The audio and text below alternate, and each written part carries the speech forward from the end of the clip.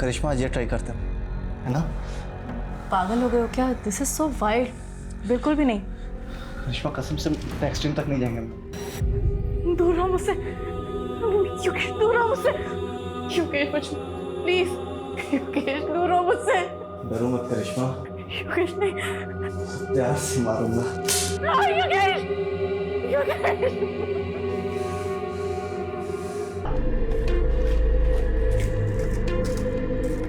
करिश्मा! करिश्मा! करिश्मा! योगेश क्या हुआ, क्यों चिल्ला रहे हो? कहाँ है मेरी दवाइयाँ? वो डस्टबिन में डाल दी थी मैंने। मेरी दवाइयाँ उठा के तुमने डस्टबिन में डाल दी।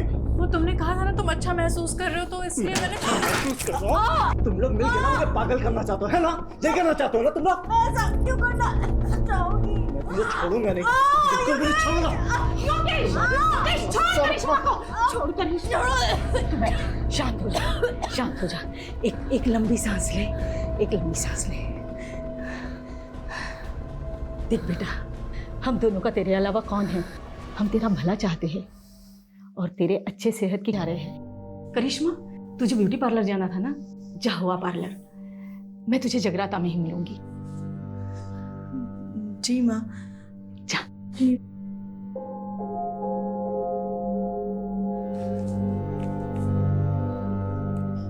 Take rest Yogesh. झूठी। बिल्कुल, वो झूठी ही है। देख लूंगी मैं उसे, लेकिन तू शांत रहा कर। ये ले, तू आराम से बैठ के चाय और नाश्ता कर ले। मैं जगराता जा रही हूँ, तेरे लिए बिरयानी बना के रखी है, गरम करके खा लेना। हम दोनों सुबह तक आ जाएंगे, ठीक है बेटा? ये ले।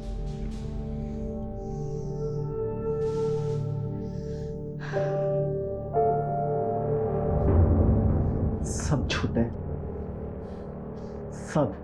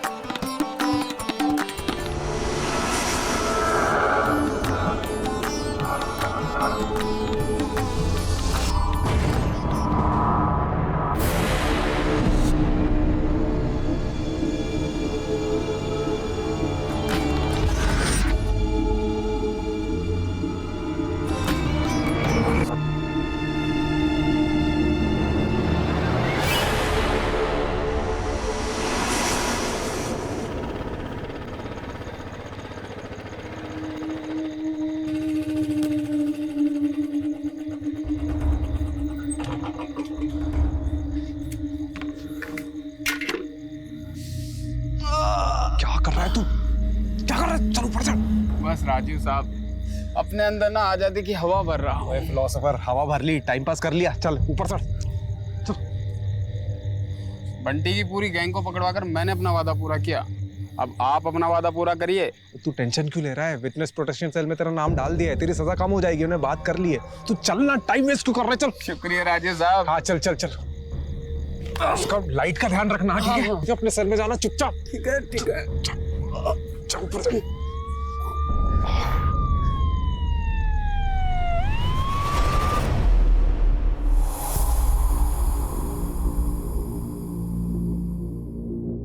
एक क्रिमिनल को पकड़ने के लिए दूसरे क्रिमिनल को जेल से भगा दिया।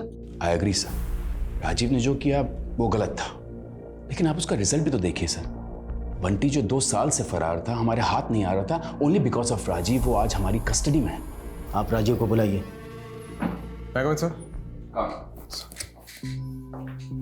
Sir relax. Thank you sir. Rajiv तुम्हें सस्पेंड नहीं कर रहे हैं, लेकिन अगले 1 महीने के लिए तुम कंट्रोल रूम में पोस्टेड रहोगे। बट सर, डिसीजन लिया जा चुका है, please don't argue. But sir मैं तुम आज ही कंट्रोल रूम ज्वाइन करोगे। सर मैं मानता हूँ कि मैंने कानून तोड़ा है, लेकिन आप ही बताइए, अगर एक एम्बुलेंस इमरजेंसी में सिग्नल तोड़ती है तो क्या आप एम्बुलेंस के ड्राइवर पर कानून तोड़ने का चार्ज लगाएंगे? हाँ, मेरा तरीका गलत हो सकता है, लेकिन मेरा इरादा बिल्कुल भी नहीं सर। जय हिंद सर।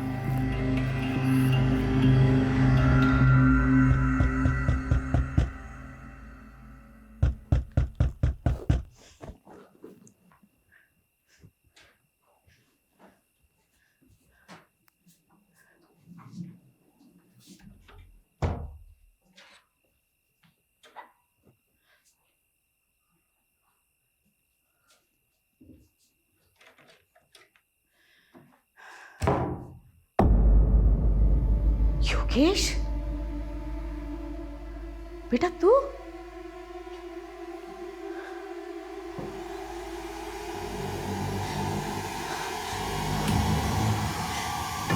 क्या है ये? योगेश! मरा नहीं माँ, कुछ मारा गया। योगेश! योगेश! योगेश! माँ, फिर से बुरा सपना देखा?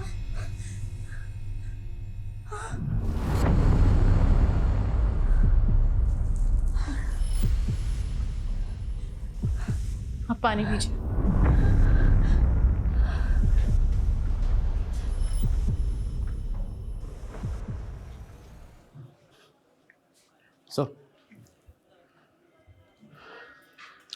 सॉरी सर, शिवा को पकड़ने का प्लान हम दोनों का था और सजा भी हम दोनों को ही मिलनी चाहिए थी। तू क्यों गिल्ट फील कर रहा है? तुझ पे थोड़ी सीनियर्स पे गुस्सा हूं मैं। ये पटक दिया कंट्रोल रूम में, उससे अच्छा सस्पेंड ही कर देते। सर, आपकी माताजी आई है। मेरा मतलब आपकी मम्मी की सिफारिश लेकर कोई माताजी आई है। कौन है? मेरा नाम गीता गुप्ता है और ये है मेरी बहू करिश्मा। आपकी माँ जब भी यहाँ होती है तो वो और मैं एक ही माता की चौकी मंडली में जाते हैं। ओह, आई एम सॉरी बट 4 महीने पहले आपके बेटे योगेश की हार्ट अटैक से मौत हुई थी, राइट? मेरे बेटे की मौत हार्ट अटैक से नहीं हुई, उसे मारा गया था। एक सेकंड। आपकी बेटे के मौत के 4 महीने बाद आप ये कह रही है कि उसका मर्डर हुआ था। ये किस बेसिस पे कह सकती है आप? उसने मुझे खुद बताया है कि उसका मर्डर हुआ है। योगेश! मरा नहीं माँ, कुछ मारा गया। उसने मुझे सपने में आके ये सब बताया।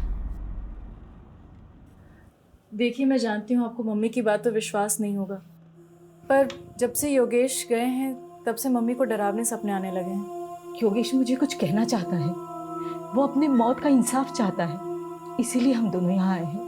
गीता जी, मैं आपसे क्या कहूँ? देखिए, मैं चाह कर भी आपकी मदद नहीं कर सकता क्योंकि आपके पास कोई केस ही नहीं है। देखिए, किसी भी डरावने सपने को बेस बना के हम इन्वेस्टिगेशन नहीं कर सकते। इसका मतलब तुम्हें मुझ पे विश्वास नहीं है? देखिए गीता जी, आई एम रियली सॉरी, मैं आपकी कोई मदद नहीं कर सकता। ठीक है बेटा, जैसे तुम्हारी मर्जी।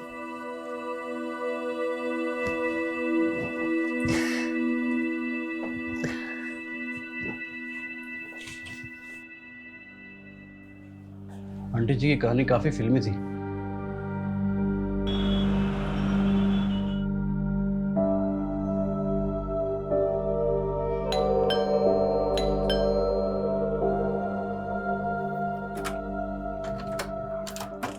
अरे आप लोग यहाँ इस वक्त? बेटा वो अंदर आइए।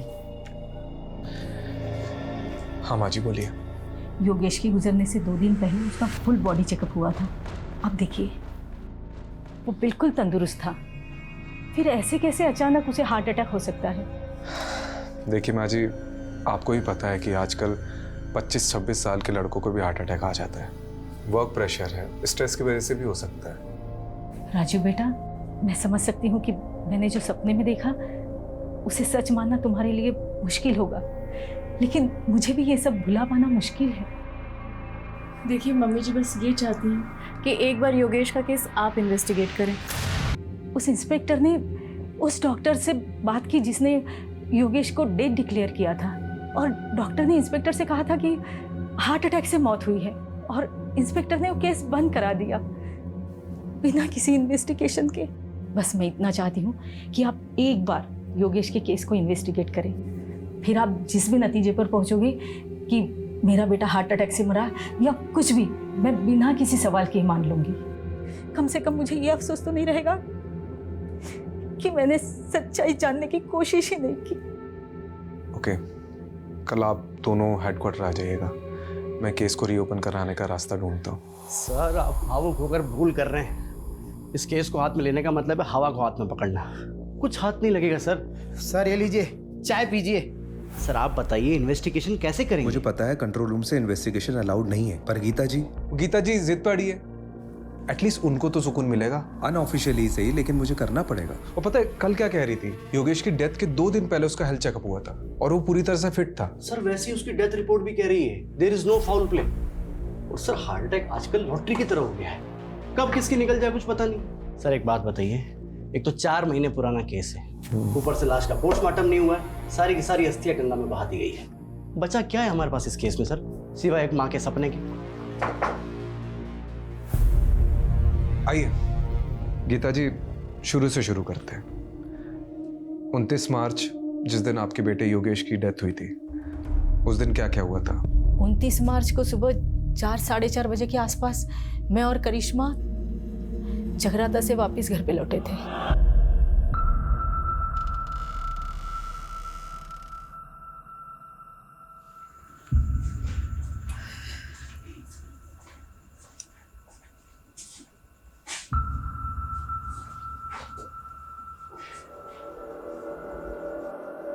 योगेश, योगेश, योगेश, योगेश, क्या हुआ बेटा? क्या हो गया? योगेश! बेजान पड़ा था मेरा बेटा। हमने फौरन डॉक्टर को बुलाया। डॉक्टर ने योगेश को डेड डिक्लेयर कर दिया। और अगले दिन जब योगेश की मेडिकल रिपोर्ट देखी तो सवाल ये उठा कि अचानक ऐसे कैसे योगेश की मौत हार्ट अटैक से हो सकती है। इसीलिए मैंने एफआईआर दर्ज कराई थी। आपने जो पुरानी एफआईआर दर्ज करी है उसकी डिटेल्स दीजिए, मैं वो फाइल मंगवाता हूँ।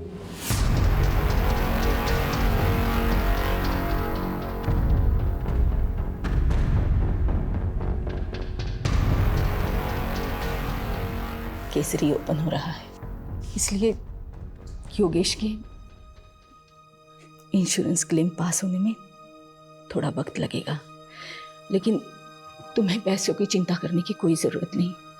मैं तुम्हें हर महीने। माँ प्लीज़, मुझे पैसे की ज़रूरत नहीं है, आप खाना खाइए।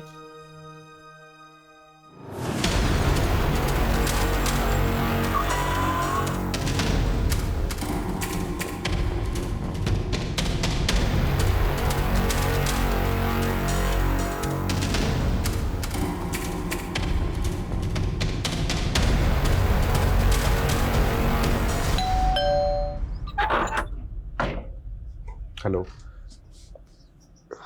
योगेश का कमरा देख सकता हूँ अगर आपको कोई प्रॉब्लम ना हो तो?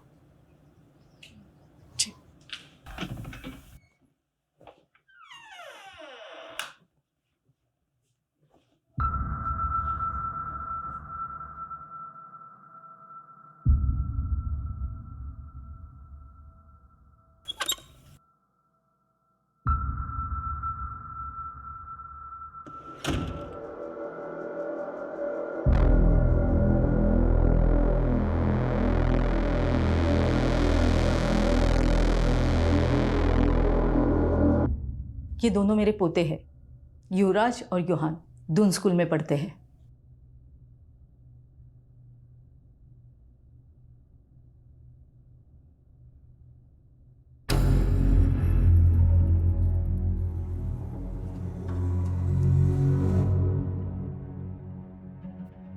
ये कौन है? विवेक, योगेश का दोस्त और बिजनेस पार्टनर भी।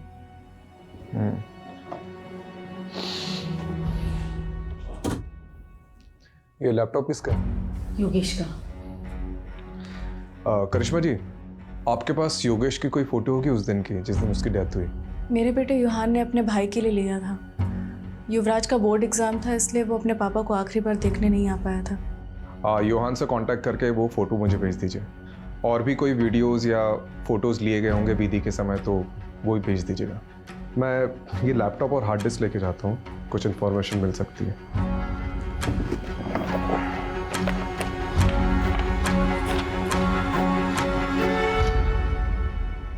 ये कौन सी दवाई ले रहा था योगेश? Anti anxiety pills. आज जो अपॉइंटमेंट है आप उसकी लिस्ट लेके आए। देखिए आज किसकी। डॉक्टर साहब मुझे अभी आपसे बात करनी है, बहुत जरूरी। Okay okay, calm down calm down. नहीं डॉक्टर काम डाउन। नहीं डॉक्टर साहब, योगेश काम डाउन। क्या चला आपको समझ में नहीं आ रहा, मेरे साथ क्या हो रहा है? योगेश शांत हो जाओ, शांत हो जाओ योगेश, रिलैक्स। अब बोलो योगेश, क्या बात है? सो नहीं पा रहा हूँ, कल से भी पूरी रात जगा रहा मैं। दिमाग कह रहा है सो जाओ सो जाओ, पर आंखें दिमाग का साथ ही नहीं दे रही। स्लीपिंग पिल्स दी थी ना, काम नहीं कर रही? नहीं डॉक्टर, अगले महीने 28 तारीख को मेरी मीटिंग है दुबई में, करोड़ों की डील है और मेरा हाल देख रहे हैं आप। इस साल में गया तो मैं बर्बाद हो जाऊंगा, मेरे बहुत भारी नुकसान हो जाएगा डॉक्टर। मुझे हैवी डोज दीजिए डॉक्टर, मैं महंगे से महंगा इलाज कराने के लिए तैयार हूँ। योगेश का मन बहुत बेचैन रहता था। जब मेरे पास आया था उसके मन में अजीब सा डर बैठ गया था, जिसका मैंने ट्रीटमेंट भी शुरू कर दिया था और उसको कुछ दवाइयाँ भी लिख के दी थी। तो उसे कुछ फायदा हुआ था? बिल्कुल, 1 हफ्ते में तो बिल्कुल ठीक हो गया था। क्या एंजाइटी से हार्ट अटैक हो सकता है? चांसेस हैं, एंजाइटी के कारण हार्ट अटैक हो सकता है, लेकिन सुसाइडल टेंडेंसी भी हो सकती है।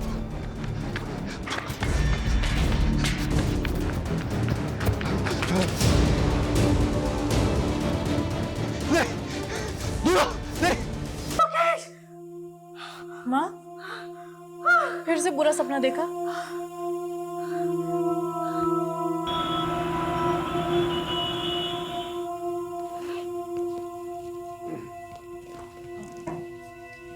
इस पेनड्राइव में योगेश की आखिरी फोटोज हैं और एक रिलेटिव ने फ्यूनरल की कुछ वीडियोस भी ली थी, वो भी हैं। Okay, thank you. वैसे उस रात जब आप दोनों जगराता के लिए चले गए थे तो योगेश से मिलने आया था कोई, या कुछ अजीब हुआ था उस रात? ऐसा कुछ बात याद आ रही है। योगेश की सेक्रेटरी आयशा और विवेक, ये दोनों फ्यूनरल पर नहीं आए थे, जबकि विवेक योगेश के बहुत क्लोज थे। रस्तोगी, आयशा और विवेक का नंबर ले लो। सर जब से कैमरा आया है मतलब लोग कुछ भी शूट करते हैं, मतलब बताओ फ्यूनरल की भी रिकॉर्डिंग करते हैं, अजीब है। सर इस केस से कुछ मिलेगा भी या नहीं? चांसेस तो बहुत कम है, लेकिन अभी भी 3 लोगों से पूछताछ बाकी है। एक विवेक, योगेश का बिजनेस पार्टनर, और दूसरी आयशा, उसकी सेक्रेटरी। तीसरा कौन है सर? योगेश के घर का वॉचमैन बबलू, क्योंकि गीता जी और करिश्मा के जाने के बाद क्या हुआ उसी को पता होगा। देखते हैं वॉचमैन ने कितनी वॉच रखी घर पे। ये कितनी गाड़ियाँ?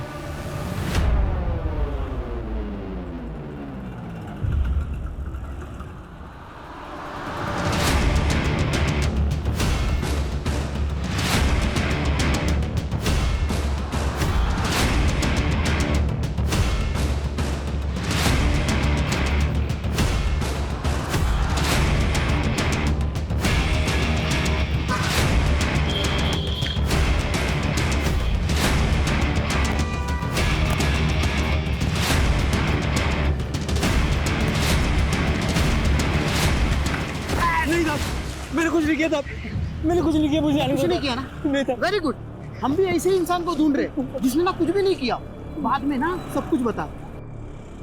देख बबलू, डर मत, अब ठीक से याद करके बता कि 28 मार्च को योगेश के घर में कौन कौन आया था, कौन गया था और क्या क्या हुआ था। वो दिन बड़ा ही बेकार दिन था, एक के बाद एक तमाशे हो रहे थे योगेश साहब के घर पे।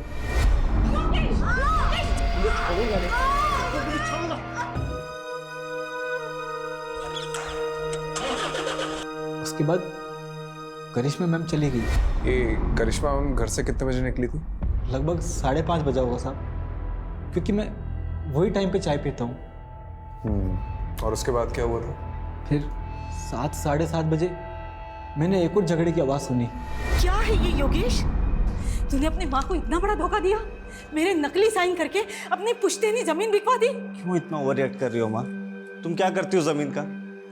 मुझे बिजनेस में जरूरत थी पैसों की तो मैंने उठा के बेच दिया, और वैसे भी तुम्हारे मरने के बाद तो वो जमीन मेरी होने वाली थी ना, तो क्या गलत किया? अरे तो मुझे बता दिया होता, मेरी नकली साइन क्यों की? इसी मेलोड्रामा से बचने के लिए कि पापा की आखिरी निशानी है, पुश्तैनी जमीन है, ब्ला ब्ला ब्ला ब्ला। तेरे पापा का अरमान था उस जमीन को लेके। पापा नहीं रहे अब सारे फैसले मुझे करने हैं, अब आपको संभालना भी मुझे है माँ। मैं आपको अच्छे से नहीं संभाल रहा हूँ क्या? आजकल के बच्चों को देखिए, वो अपने माँ बाप को उठा के वृद्धाश्रम छोड़ाते हैं। लेकिन मैं ऐसा नहीं हूं माँ, मैं आपको संभाल रहा हूं, है कि नहीं माँ? गीता मैम के जाने के बाद विवेक साहब और आयशा मैम आए थे, यही करीब 9 साढ़े 9 बजे।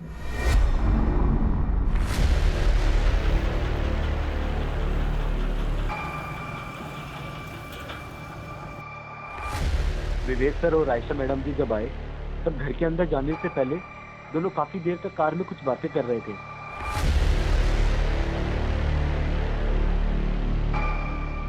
थोड़ी देर बाद वो अंदर चले गए साहब। तो इसकी रजिस्टर में एंट्री क्यों नहीं करवाई? साहब ये दोनों अक्सर वहाँ मिलने आया करते थे। बबलू तो फिर से मत कहना कि तूने फिर से कोई झगड़े की आवाज़ सुनी थी।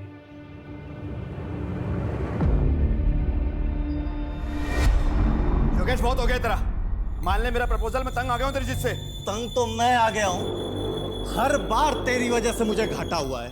अबे गधा है तू, एक नंबर का गधा। साले अगर नंगों के शहर में ना तुझे लंगोट बेचने के लिए बेच दूं तो वो भी नहीं बेच सकता तू। साले बहुत सुन ली मैंने तेरी बकवास। तू मुझे अपना डिसीजन बता कि तू है या नहीं मेरे साथ। नहीं हूं, बोल अब क्या करेगा बोल। कॉलर छोड़। नहीं छोड़, कॉलर छोड़। नहीं छोड़ूंगा साले। विवेक, काम डाउन, इधर बैठो तुम। सिट। सर आप भी बैठिए।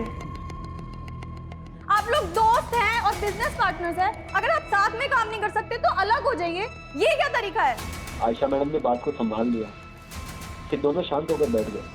थोड़े टाइम बाद आयशा मैम वहाँ से चले गए और फिर ठीक आधे घंटे बाद विवेक साहब भी वहाँ से चले गए गाड़ी में बैठकर। उसके बाद कोई नहीं आया साहब। कोई आया नहीं है? तूने देखा नहीं? साहब 12 बजे मैं सोने चला जाता हूँ, उसके बाद कोई आएगा भी तो कैसे पता लगेगा मुझे? ये सब तूने गीता जी और करिश्मा को बताया था? नहीं साहब, किसी ने पूछा नहीं तो सामने से जाके क्या बताता साहब। वैसे योगी साहब बहुत अच्छे इंसान थे साहब, दिलदार थे। अरे बबलू जी साहब। कोई वो तो कुछ नहीं साहब, बस वो। ये लो 1 लाख रुपए पूरे तुम्हारी माँ के इलाज के लिए, अच्छे से करवाना। शुक्रिया साहब, मैं ये रकम आपको जल्दी ही 1 साल में वापस लौटा दूंगा साहब। मेरे पैसे मेरे अपने ही खा जाते हैं। मजाक कर रहा हूँ, पैसे लौटाने की कोई जरूरत नहीं, ठीक है? शुक्रिया साहब, बहुत बहुत शुक्रिया। आपको ये सब सच लग रहा है सर? मुझे तो ये सब कहानी लग रही है। नहीं रस्तोगी जी, मुझे सिर्फ ये कहानी नहीं लग रही है, इसमें कुछ ना कुछ तो सच्चाई है। जी सर, आप सही थे, काफ़ी सारी नई चीज़ें निकल कर आई है इसमें। पता है मैंने ये सोचा भी नहीं था कि ये केस ऐसे पलटेगा। पहले तो ये सिंपल हार्ट अटैक का केस लग रहा था, लेकिन अब 3 सस्पेक्ट सामने आए। पहला तो वो विवेक, योगेश का बिजनेस पार्टनर। जी सर, वो आखिरी इंसान जो योगेश के घर से बाहर निकला था। हाँ सर हो सकता है आयशा मैडम भी मिली हुई हो सकता है, क्योंकि आयशा और विवेक योगेश के फ्यूनरल पे नहीं गए थे, और ऊपर से करिश्मा ने जो विवेक का नंबर दिया है वो भी स्विच ऑफ आ रहा है। दूसरा सस्पेक्ट एक करिश्मा हो सकती है, क्योंकि इसके योगेश से बहुत ज़्यादा झगड़े होते थे। सर तो फिर ये तीसरा सस्पेक्ट कौन हो सकता है? योगेश की माँ है? गीता गुप्ता। देख, हो सकता है उन्हें जो भी सपने आ रहे हैं वो कहीं ना कहीं उनके ही अंदर का गिल्ट है, जो उनको चैन से सोने नहीं दे रहा है। लेकिन सर वो खुद ये केस रीओपन करवा के अपने लिए मुसीबत क्यों खड़ी करेगी? कमलेश, उन्हें भी यही लग रहा हो कि हम भी यही सोचकर बैठे रहेंगे और उन पर डाउट नहीं आएगा, इसलिए वो खुद सामने से आई और केस को रीओपन करवाया। हाँ, नहीं बताया मैंने योगेश और मेरे झगड़े के बारे में, लेकिन इस झगड़े से योगेश की मौत का कोई लेना देना नहीं है। देखिए, लेना देना है या नहीं है वो तो इन्वेस्टिगेशन के बाद ही पता चला।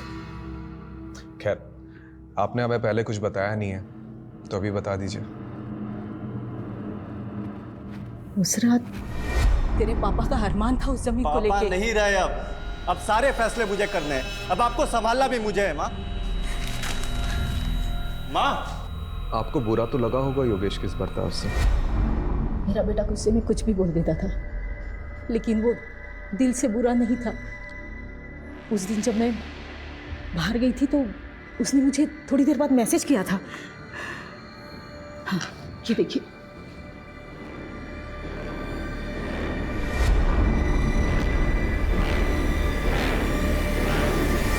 जी सर, हमारा झगड़ा हुआ था। एक्चुअली योगेश थोड़ा इम्पल्सिव था। तो आप इस रिश्ते में सिर्फ अपने बच्चों की वजह से थी? सर माना कि उनमें कमियां थी, वो कुछ भी बोल देते थे, पर वो दिल के बुरे नहीं थे सर। तो उस रात आपको भी सॉरी मैसेज आया होगा? जी कुछ नहीं, आगे क्या हुआ? सर उसके बाद मैं पार्लर गई और 8 बजे के आसपास मैं मम्मी जी से जगराते में मिली। हाँ, जगराता में करिश्मा पूरा वक्त मेरे साथ में ही थी। मुझे समझ नहीं आ रहा मुझे यहाँ क्यों बिठा के रखा है। आयशा जी, राजीव सर के पास टाइम कम है और डंडे ज़्यादा। ये देख रही हैं आप श्वेता जी को? इनको डंडा देकर आपके पीछे लगा देंगे। देखिए, आपके बॉस योगेश का पार्टनर विवेक फरार है। अब उसको तो हम पकड़ लेंगे। आप बस सिर्फ इतना बता दीजिए कि 28 मार्च को जब आप योगेश के घर पर गई थी तो योगेश और विवेक के बीच में झगड़ा हो रहा था। वो किस बात को लेकर हो रहा था? कमलेश, जी सर। कुछ बोला इसने? हाँ सर, बोलने वाली है ना। सर, विवेक और योगेश सर ने मिलकर एक प्रॉपर्टी खरीदी थी जीवन नगर में। विवेक चाहता था कि वहाँ की झोपड़ियों को तुड़वाकर जल्दी से जल्दी काम शुरू किया जाए और वहाँ पर कब्जा कर लिया जाए, लेकिन योगेश सर चाहते थे कि ये सब लीगली हो। बस इसी बात पर इन दोनों में झगड़ा हो गया था। विवेक, calm down, इधर बैठ तुम। Sit. सर आप भी बैठिए। आप लोग दोस्त हैं और बिजनेस पार्टनर्स हैं। अगर आप साथ में काम नहीं कर सकते तो अलग हो जाइए। ये क्या तरीका है? आयशा जी, आपको क्या लगता है ये विवेक ने वाकई में योगेश का मर्डर किया होगा? सर मुझे नहीं पता। उस दिन मेरी माँ बीमार थी और वो हॉस्पिटल में एडमिट थी और मुझे उस दिन जल्दी निकलना पड़ा था। लेकिन हाँ, जिस दिन हम योगेश सर के घर जा रहे थे तब विवेक बहुत गुस्से में था। इसके सर पे ना सच्चाई का भूत सवार है। एक जमीन के लिए इतना वेट नहीं कर सकता मैं। देखो विवेक, तुम्हें योगेश सर से थोड़े ठंडे दिमाग से बात करनी चाहिए। क्या ठंडे दिमाग से बात करूं मैं? अच्छा एक बात बताइए, कहीं आपने तो छुपा के नहीं रखा है विवेक को? नहीं सर, ये आप क्या कह रहे हैं? देखिए आयशा जी, अगर आप हमारी मदद नहीं करेंगी तो हम भी आपकी मदद नहीं कर पाएंगे। जो भी जानती हो सीधा सीधा बता दो, वरना ये। अच्छा ये श्वेता के बारे में पता है? अच्छे से बता दिया सर। मिलना चाहोगी?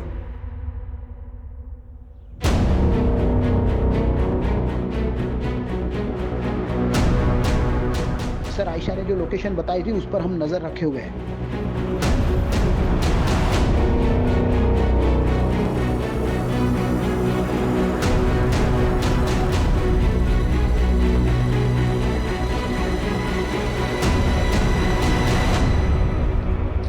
विवेक, विवेक मार खा के बोलेगा कि बोलने के बाद मार खाएगा? चॉइस तेरी। देख, हमें सब पता है कि योगेश की मौत में तेरा ही हाथ है।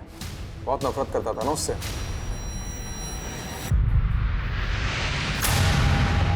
कितने? 12 लाख रुपए। और ब्याज कर मिलाकर कितने देने तेरे को? 15 लाख रुपए चोपड़ा को। चले एक बार मार्केट से पैसा उठाने से पहले मुझसे पूछ तो लिया होता। इस साले ने अपनी गाड़ी तक बेच दी। अब तुम शांत। चुप, कोई नहीं बीच में बोलेगा। योगेश, माँ आप भी चुप, एकदम चुप माँ। इससे गलती हुई है और इसे इसकी गलती की सजा मिलनी चाहिए। क्यों साले, है ना? ये है तेरी गलती की सजा। नई गाड़ी तेरे लिए। पर योगेश, अरे रख, चोपड़ा को मैंने आधे पैसे दे दिए हैं और आधे उसको तू देगा, ठीक है? और अब ये सब सारी चीजें खत्म कर और चुपचाप मेरे साथ बिजनेस में आ जा। चुप, चल आ जा। सर मैं क्यों उसे मारूंगा? योगेश और मैं तो भाइयों की तरह थे। हाँ, हम दोनों साथ में बिजनेस करते थे, लेकिन हम दोनों की सोच अलग थी, इसलिए हम दोनों के बीच में झगड़ा होता रहता था। मैं तो उसे कभी मारने का सोच भी नहीं सकता। आज मेरे पास जो कुछ भी है वो सब योगेश का ही तो है। भाई मानता था ना उसे, तो उसके फ्यूनरल पे क्यों नहीं गया? सर उस रात हमारे बीच में बहुत झगड़ा हुआ था और जब मुझे पता लगा कि उसी रात उसे हार्ट अटैक आया तो मुझे लगा कि सब कुछ मेरी वजह से हुआ है। मैं बहुत गिल्ट में था सर, इसलिए नहीं गया। गिल्टी तो हम भी मान रहे हैं। उस रात को योगेश के सर पे फ्लावर वास फोड़ने वाला था ना तू। आयशा ने हमें सब कुछ सच बता दिया है। नहीं सर, मैं ऐसा क्यों करूँगा? हाँ, हमारे बीच उस रात को बहुत झगड़ा हुआ था, लेकिन आयशा के जाने के बाद मैंने और योगेश ने दिल खोलकर बातें की थी और सर उसने मुझे अपनी तकलीफ के बारे में बताया था। कैसी तकलीफ?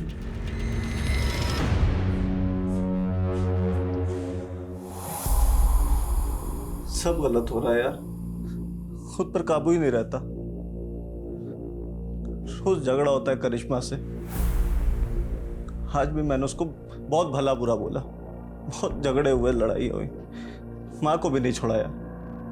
अपनी इन्हीं हरकतों की वजह से मैंने बच्चों को यहाँ से दूर किया। लेकिन यार तू तो बता रहा था कि डॉक्टर अग्रवाल की दवाइयाँ तेरे पर काफ़ी असर कर रही है। जिस दिन लेता हूँ तब तक असर करती है, और जिस दिन नहीं लिया तो। तू टेंशन मत ले, मैं ना एक साइकेट्रिस्ट को जानता हूँ। मैं बात करता हूँ ना तेरे लिए। तू रिलैक्स कर, मुझे पता है तुझे बेस्ट रिलैक्स कराने का तरीका।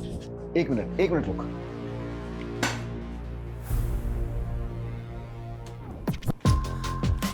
तेरा फेवरेट गाना, तेरी फेवरेट ड्रिंक के साथ में इससे बेस्ट रिलैक्सेशन कोई चीज़ हो ही नहीं सकती। सर जब मैं वहाँ से निकला तो योगेश बहुत अच्छे मूड में था, और उसका मेरे जाने के बाद में मुझे टेक्स्ट भी आया। तेरे जैसा यार कहाँ ऐसा यार आना। सर अगर मुझे पता होता कि ये सब कुछ होने वाला है तो मैं वहाँ से जाता क्यों। ठीक है, तुम जा सकते हो, लेकिन हाँ, शहर छोड़ के जाने की सोचना भी नहीं। ठीक है सर।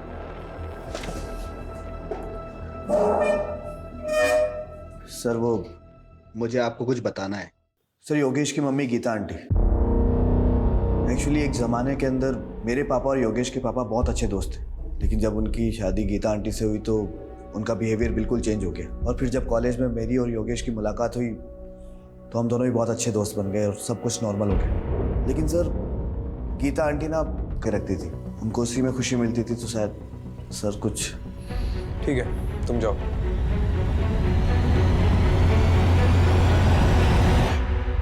सर वो हार्ड डिस्क ओपन हो गया है। कुछ मिला? सर अभी तो देखना शुरू किया है, बहुत सारे वीडियो है। हेलो, हाँ ठीक। सर कोई बाबा का एड्रेस मिला है जिससे योगेश कोई शक्तिवर्धक दवाई लेता था। शक्तिवर्धक दवा? और ये बाबा कौन है? ये बालक योगेश हमारी औषधियां ग्रहण करता था साहब। कैसी औषधि? बहुत दुर्लभ औषधि हैं और बहुत कीमती भी। ऐसी क्या खास बात है इस औषधि में? ये औषधि मानव को महामानव बनाती है साहब। खाते ही व्यक्ति के शरीर में ऊर्जा का संचार होने लगता है।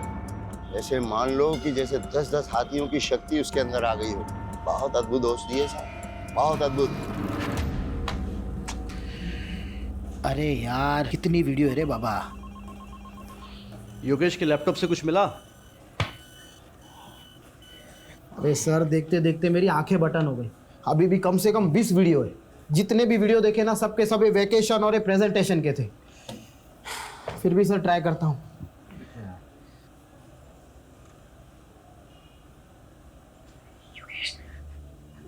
दूर रहो मुझसे, योगेश दूर रहो मुझसे, योगेश मुझे प्लीज, योगेश दूर रहो मुझसे। सर एक मिनट, ये सुनिए।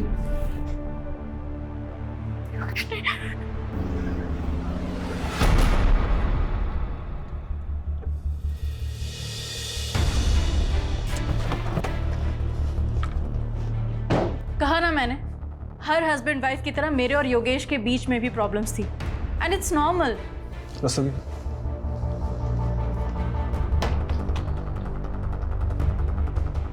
दूर रहो मुझसे, योगेश दूर रहो मुझसे।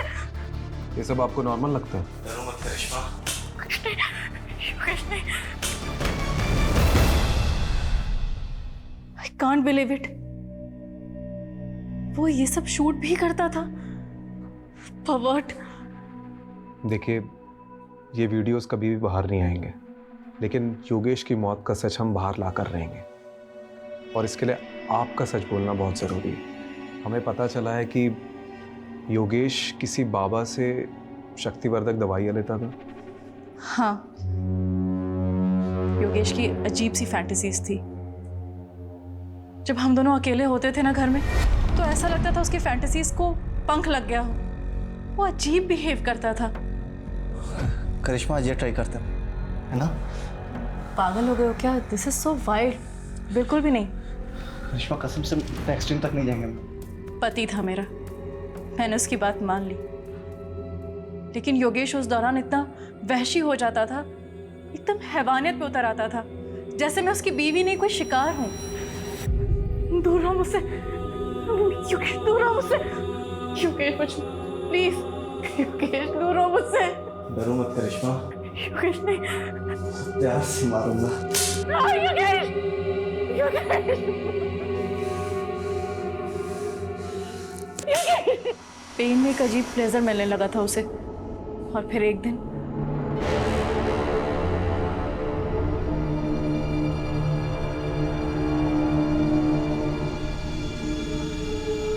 योगेश क्या कर रहे हो तुम? छोड़ो। इसमें मुझे मर जाओ। योगेश, योगेश, योगेश, क्या हो गया तुम्हें?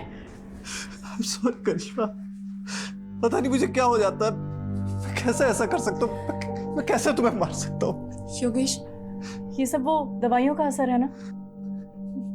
मैं काबू हो जाता हूँ मैं। Please save. मुझे खुद को योगेश से बचाना था, साथ ही साथ योगेश को योगेश से बचाना था। इसलिए मैं हर वो चीज़ हटा देती जो उसके लिए जानलेवा हो सकती थी। सीजर, नाइफ, स्क्रू ड्राइवर, सब कुछ। तो ये सब आपने गीता जी को बताया? नहीं, प्लीज़ आप उन्हें कुछ मत बताइएगा, उन्हें बहुत दुख पहुंचेगा। And it's my request, please. इतना सब होने के बाद भी आपने योगेश से कभी तलाक लेने के बारे में नहीं सोचा? माना कि योगेश ने पिछले 1 साल में मुझे बहुत तकलीफ दी थी, पर 15 साल का रिलेशन था हमारा, और ये 15 साल हमने हंसी खुशी बिताए।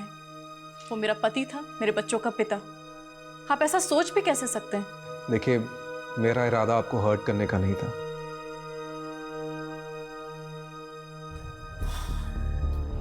मुझे ये योगेश का कैरेक्टर समझ में नहीं आ रहा। राम और रावण दोनों बसे थे सर उसमें। अमरीश, राम और रावण तो हम सब में बसे होते हैं। अब मैटर ये करता है कि हमारा दिमाग किसकी सुनता है, राम की या रावण की। सर बात वहीं आकर रुक जाती है। योगेश का अगर मर्डर हुआ है तो मोटिव किसके पास था? विवेक, जिसकी उसने बहुत बेइज्जती की थी। नहीं नहीं नहीं, इन सब में सबसे ज्यादा सफर करिश्मा ने किया है। तो अगर किसी के पास सबसे ज्यादा स्ट्रॉन्ग मोटिव है तो वो है करिश्मा। सर आपका शक अगर सही भी है तो करिश्मा ने करिश्मा किया कैसे? योगेश की माँ ने हमें गवाही दी है, करिश्मा जगराते में रात भर उनके साथ। लेकिन ऐसा कौन कह रहा है कि हमें गीता जी पर भरोसा कर लेना चाहिए? वो भी तो अपनी बहू के साथ मिली हो सकती है। चेक करो, इन सब पर नजर रखो। और हाँ, इनके मोबाइल डिटेल्स, लोकेशन डिटेल्स और सोशल मीडिया डिटेल्स सब चेक करो, इंक्लूडिंग गीता जी।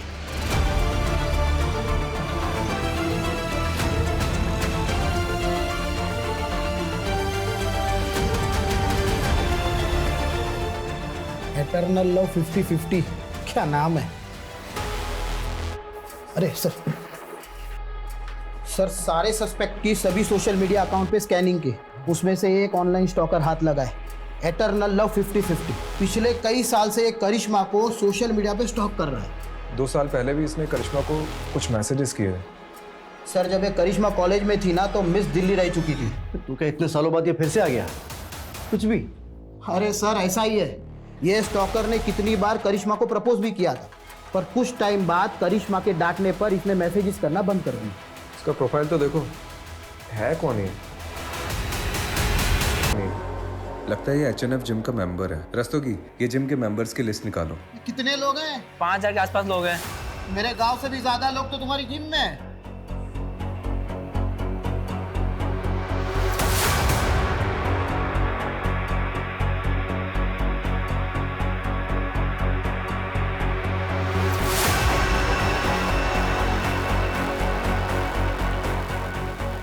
कुछ मिला? सर पूरा का पूरा कच्चा चिट्ठा मिला है। ये देखिए, हमने ये जिम मेंबर्स की लिस्ट देखी थी और इसमें जो ये नंबर्स दिए गए इन सब की लोकेशन को हमने मैच किया। उनमें से सर ये एक नंबर मर्डर वाली रात उसी एरिया में एक्टिव था। रात को 1 बजे इस नंबर पर पहले कॉल आया और उसके बाद एक मैसेज। ये नंबर एटर्नल लव का है? सर इस नंबर की हमने और डिटेल्स निकाली तो इसकी ब्राउजिंग हिस्ट्री से पता चला कि ऑनलाइन इसमें कोई ड्रग के बारे में सर्च किया गया था। हो सकता है इस ड्रग का इस्तेमाल योगेश के हार्ट को जमाने के लिए किया गया हो, ताकि नेचुरल डेथ की आड़ में मर्डर को छुपाया जा सके। ये नंबर किसके नाम पर रजिस्टर्ड है? हाँ मैं आ रही हूँ, लेकिन आप बताएंगे बात क्या है? अरे बैठ, देखिए आप ये ठीक नहीं कर रहे हैं। आप मुझे ऐसे जबरदस्ती नहीं रख सकते। ओह, तू कुछ नहीं बोलेगा ना तब भी तू फंस चुका है। एटर्नल लव, क्योंकि तेरे साथी ने सब कबूल कर लिया है। मुझसे गद्दारी? गद्दारी नहीं, समझदारी की उसने। अब तू डिसाइड कर तुझे क्या करना है।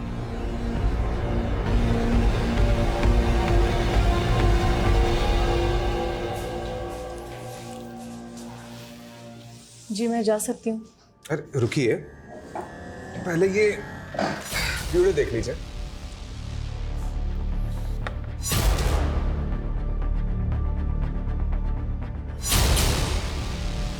करिश्मा जी, आपके एटर्नल लव ने अपना जुर्म कन्फेस कर लिया है। और वो केमिस्ट जिससे आपने ब्लड थिकर खरीदा था, उसका भी पता हमने लगा लिया है। मेडिकल से खरीदा था ना, तो ढूंढते ढूंढते पैर दर्द करने लग गए मेरे। करिश्मा जी, अब तो कन्फेस कर लीजिए, थोड़ी सजा कम हो जाएगी। सब कुछ ठीक होता, लेकिन माँ को सपने आने लगे।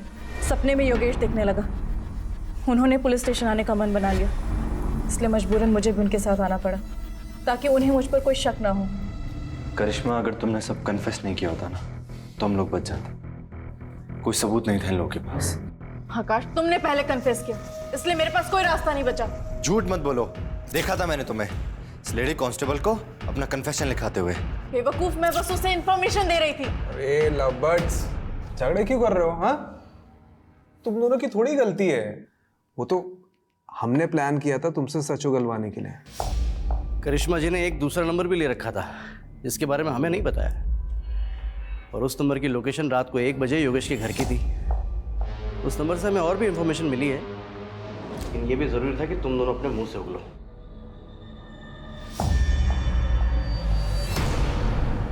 मैंने योगेश की दोस्ती आकाश से कराई थी, ये भी प्लान का एक हिस्सा था। उस रात हमारे जाने के बाद आकाश घर पर आया था। आकाश तू? योगेश, अरे वो दरवाजा खुला देखा तो मैं अंदर आ गया। ये देख स्कॉच लाया हूँ, महफिल जमाते हैं। जा किचन से ग्लास लेके चल। मैं लाया।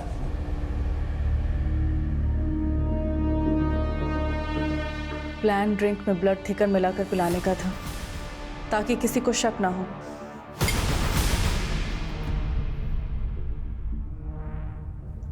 लेकिन योगेश को शक हो गया। तुमने इसमें कुछ मिलाया है क्या? नहीं तो सब ठीक तो है। तुम लोग कौन हो बे? बबलो! मैं जगराता में थी, लेकिन बेसब्री से आकाश के कॉल का इंतजार कर रही थी। जब काफी देर तक कॉल नहीं आया तो मुझे टेंशन होने लगी, और मैंने मम्मी से वॉशरूम का बहाना मारा और पीछे के रास्ते से घर लौटी। मम्मी, मैं वॉशरूम से आती हूँ।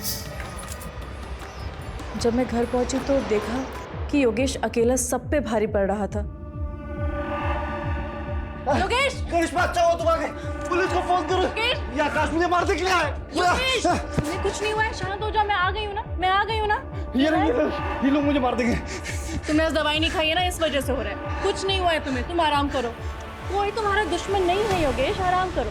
मैं आ गई हूँ ना, सो जाओ, तुम सो जाओ। रिलैक्स रिलैक्स, तुम सो। तुम्हें आराम की जरूरत है। काम होने देना, मुझे मैसेज करना। ठीक है, बाय। जी चलो, देखो।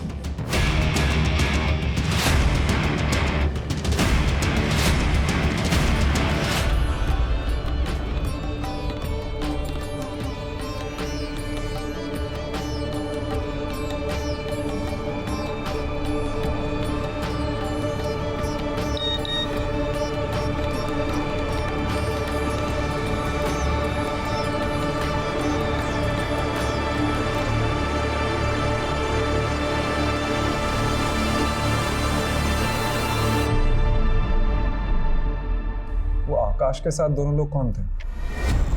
शैलेंद्र और रामानाथ मामूली से चोर थे। आकाश ने उन्हें पैसे दिए थे इस काम के लिए। लेकिन एक बात समझ में नहीं आ रही है, तुम लोग अंदर कैसे घुसे? वो वॉचमैन बबलू, उसको पैसे दिए थे और बोला था चुपचाप जाके अंदर सो जा।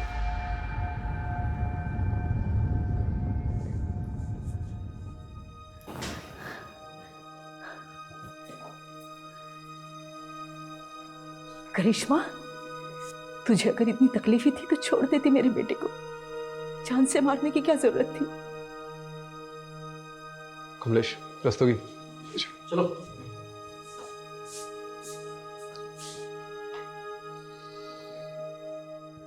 सर, योगेश के मर्डर में जो पिलो यूज हुआ था वो हमें योगेश के घर के बैकयार्ड की कचरे के ढेर से मिला है।